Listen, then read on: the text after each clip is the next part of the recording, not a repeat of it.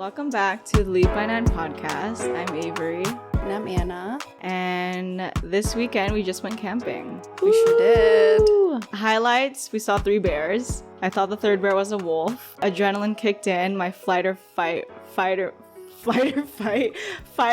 responses kicked in, and I almost left the group. I didn't really almost leave the group. I was just like, we gotta speed it up. That was definitely my highlight. I mean, I have been dying to see bears in the wild. She actually was manifesting it, all trip. We were coming back down from the hike, and we ended up not seeing a bear. And we all basically gave up on this idea of seeing a bear in the wild. And then on our way back, the last third of the hike, 2 bears came across, literally crossed paths with us. That shit was scary. Actually, Anna was in the front, so she saw them first. I was not as scared when I saw the third bear, but I think that's because when I saw the first 2, they just kind of moved out of the way for me. They weren't threatening at all. So when I thought it was a wolf, yeah, that's when I freaked out. But then once I saw that it was a bear, I was like, okay, I'm fine. It was so nice for me to get away. Mm-hmm. I've actually been dying to get out of LA for a little bit. Yeah, me too. I think for the past month. I don't know. Yeah, I was gonna say a month. We've been having such a rigid routine, mm-hmm. and as much as I love and value structure in my life, too much of it is just it's bad for your mental health. It was really nice to get away and mm-hmm. kind of put a break in the routine that we had for the past month, right? Yeah. And especially when I go to these national parks or when I go hiking or, just being outdoors, I started realizing that I really like it because it helps me feel really small mm-hmm. compared to the world. So sometimes I really do need a reminder that the problems that I have are just not the end of the world. The world is such a big place, and it also, interestingly enough, helps me prioritize what problems do I leave there and what problems should I continue to deal with at home. Because when you're feeling really small, I just feel some problems are just not worth the time and the effort. I don't know, it just gives me a lot of clarity. I feel I didn't get so much clarity, but more of more reflection, even though we went as a group. This last week or so, I've been feeling super drained mm-hmm. and tired for whatever reason. I haven't really had the chance to sit and reflect about why that is. I always just attribute it to work or other stuff that I'm working on or that we're doing. But when we went camping, I feel I started to reflect about routine, and I noticed I've been so focused on my own time and how I'm feeling, and if I'm feeling good or if I'm feeling bad, and how to get my own moods or my own energy to a certain level, that I noticed that I'm so focused on that than being present and thinking about how other people feel and what other people are going through. Mm-hmm. I mean, all that is to say is that I just feel I've kind of been in my own bubble, just thinking about how I feel and That's thinking a Pisces about. Trait. That is a Pisces trait. Wait, Pisces tend to live in their own heads. Pisces are the type of people where they can be around so many people, but they will literally have no idea who's around them because they're just in their own head so much. When you were saying that, I was like, oh my God, typical Pisces. With that reflection and what you got from that reflection, how does that translate to you feeling tired? What does that change? Well, one, I think I need to break the cycle of my own head and connect better and more frequently. You think by not being in your own head but giving some of that energy to other people and forming connections, that would make you 100%. Actually less tired? Yeah, I think so. Ironically though, see, this is everything's a little bit contradicting, because ironically I get tired from being too social or socializing without breaks, but I think it's moderation. I don't think it'll solve the tiredness completely. Tiredness comes from physical factors, mm-hmm. work factors, all those things. But I do think that there's a dust. Squirrel. Sorry, I have a really short attention span. it opens up, like, I guess, like, other conversations and other experiences that you wouldn't have with yourself. Because if I were to just stay in my own head, I'm speaking to myself about my own experiences and what I'm feeling. Whereas if I, like, exert that energy to you or open that conversation up to you or to other people or whatever, I'm gaining like information that might, help me get out of that rut or whatever I'm going through. It's just like never ending cycle of like, sharing information. It's interesting because when you said that, to me, I was like, well, then wouldn't you be just as tired, if not more, especially if you're connecting with more than just yourself? In my eyes, that is more probably draining for me. It is draining. I think that's interesting. I would actually love to know like how that works out for you. Check back with me in a week. No, I'm back episode 4. No, hey, I'm serious. So I'm gonna go away for a little bit. I'm serious. No, I want to know how it works too. Maybe you're too tired of being in your own head. There we go. I'm too tired of not socializing.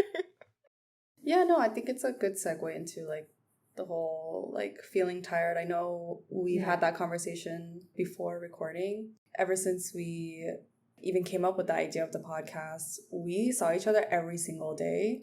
At the same time, like I've just been neglecting my own needs. I know you're feeling it too. Yeah, we definitely need a break. Like, see, a lot of couples can make it work, but I think unless you're like married or you live with your significant other, it's really hard, especially in the beginning, to start off by seeing each other every day. Because it's new and you have that fire and all that, but I think that sort of builds like your reliance on seeing them, and eventually like over time it kind of starts to feel like your every move or your every codependent. Yeah, codependency. But it's codependent. You become codependent, and you start to feel like the things that you want and the things that you need have to revolve around their time, their schedule, their wants or whatever. But at the end of the day, like you're your own person, and if the relationship is healthy enough, you should be able to communicate like, hey, I want to do blah blah blah blah. Or like without it being a question, like, can I do blah blah blah? It's like, well, we're not a part of each other, like, you know what I mean? So space is good. I've always struggled with that. I think codependency is a really touchy subject for me, just because, not to bring in my astrology sign, but here she is, third episode in a row. People do say that having your Venus be in Pisces is one of the most difficult signs or difficult placements to have. And the main theme around that kind of placement is that codependency. You start to really merge your life and yourself onto the other person. It's a mutable sign. And historically, like, I've had so many issues with codependency and asking for space. Like, you know how much I love my, like, solitude and my freedom. But that side of me is like, well, if I ask for my space, it's going to come off like I don't want to spend time with that person. And I've had people react that way. And I just feel like it's such a hard thing for me to heal from.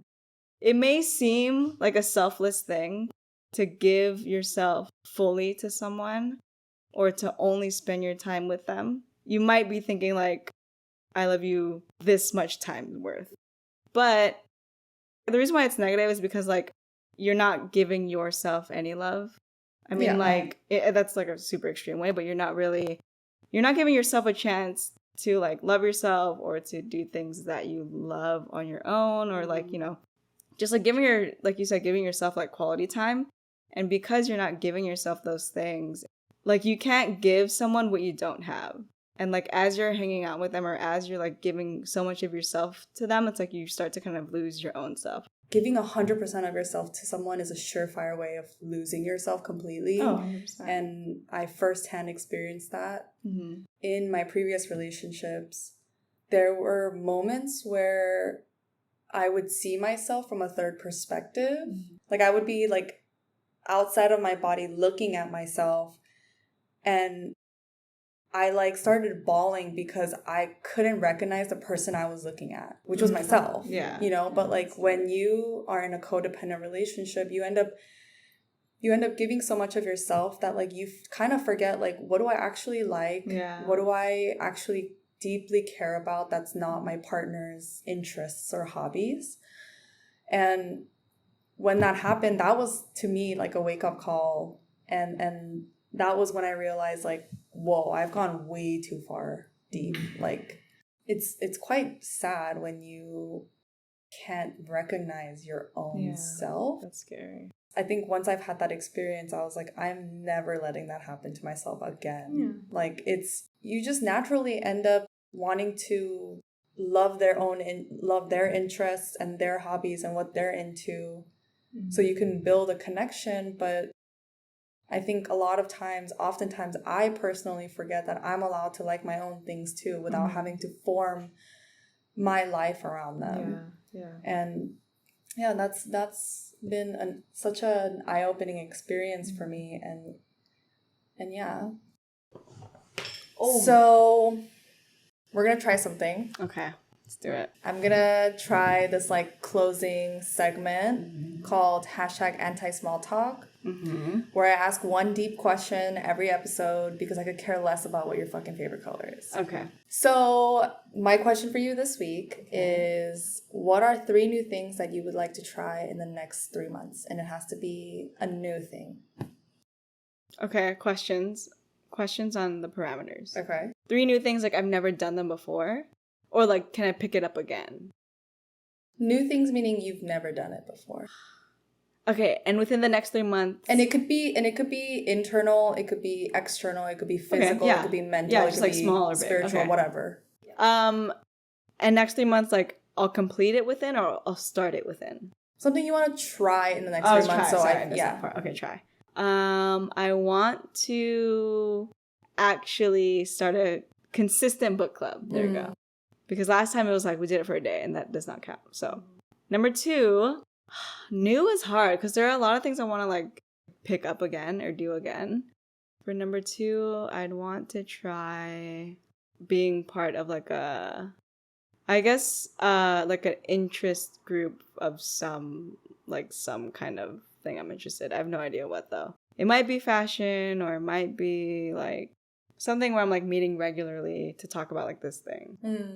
And 3, what would you say? Maybe that could help me.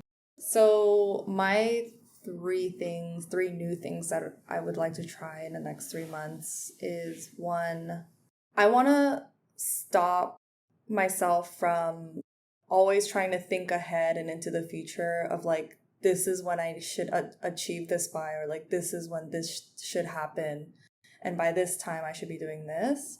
So the thing that I want to try is like just trusting the universe that things will align when it needs to align. Because right now, as much as I know that I should be doing that and not focus on like the outcome and when that's gonna happen, I have a really hard time just letting go and being like, okay, universe, like you do your thing. Give me what I need when I need it. Another one is I basically want to start my morning off with, affirmations and maybe like with a little bit of meditation, just to kind of like, because I'm the type of person where I wake up with just enough time to get ready and just enough time to stressful. Like get to my meetings or like get to my destination. Yeah. And this is actually something I've never tried, because for as long as I can remember, I've always waken up right before I needed to. Yeah. You've never like just taken it slow? No. Oh my gosh. Because it's just how I've always been, and I think a lot of it has to do with the fact that like I suffered from insomnia for so long that like I would always fall asleep late, so like I would always want to make sure that I get as much sleep as possible. I don't really ever get a chance to like sit and reflect. So yeah, I definitely want to try waking up earlier to give myself that time to like properly wake up, make myself coffee, but also give myself 20 to 30 minutes to like just meditate, be with myself, and just, I think it has to do with the whole like TLC thing, taking care of yourself. I think that's like one good way that I could start doing that. Having time to yourself first thing is really important, because if the first thing you do when you wake up is like give your time to someone else's dreams and like someone else's priorities. Right. Although they might be your responsibilities, they're kind of other people's priorities. You're kind of putting yourself back mentally. Yeah. Because now you're set up to do like, I guess, something that isn't really related to you, if that makes sense. And whatever happens like in the first like 30 minutes of the day sets you up for the entire day. Exactly. I've actually also thought to take things a lot slower too. Like I make it a habit in the morning. Honestly, I'm kind of bad at it, but like I'll check my emails in my bed. I know I shouldn't. So like when I catch myself, I'm like, okay, like I'm gonna get to this when I need to start work or when work starts. First thing I should do is not address these like emails and stuff, because then I'm never gonna go back to a time. I'm never gonna make time back for myself. So like if there were a time to like make time for yourself, it would be like morning or night too. Like I think also like if you, after you try this thing and if it doesn't work, then maybe like, you know, you can do it at night or whatever. But what's your third? I guess my third would be to learn about things outside my own discipline and my own like interests. For example, like YouTube has all these like videos from like Stanford and from like let's say Bloomingdale's. Not Bloomingdale's, Bloomsburg. You know, like all those educational sources. By broadening my own knowledge, that just helps me be like a better listener. Two, I'll just be, you know, more educated, or like, more educated in like a rounded way, not just like one-sided. And three, it would kind of help me apply things from that school or whatever, or topic into what I do actually love, and help me see the things I do love in like another way. We're always in our own worlds of what we know. And so it's just kind of good to like go outside of that and see other things. But yeah, I just want to like expand, branch out a little bit.